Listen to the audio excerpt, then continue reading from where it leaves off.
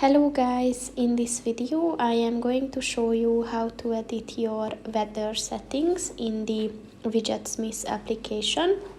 But first, I just want to mention, don't forget to subscribe to my channel, because at 10,000 subscribers I am going to show you my whole YouTube revenue statistics and growth strategy, as well as how to make money online.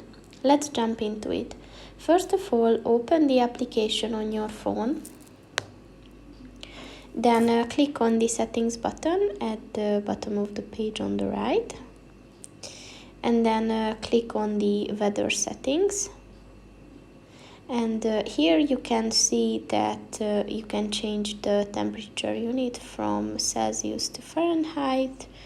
And you can also add the display temperature as like an actual number, or how it feels like.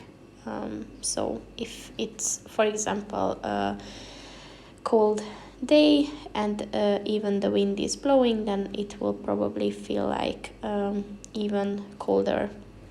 So that's pretty much it for this video, guys. See you in the next one. Goodbye.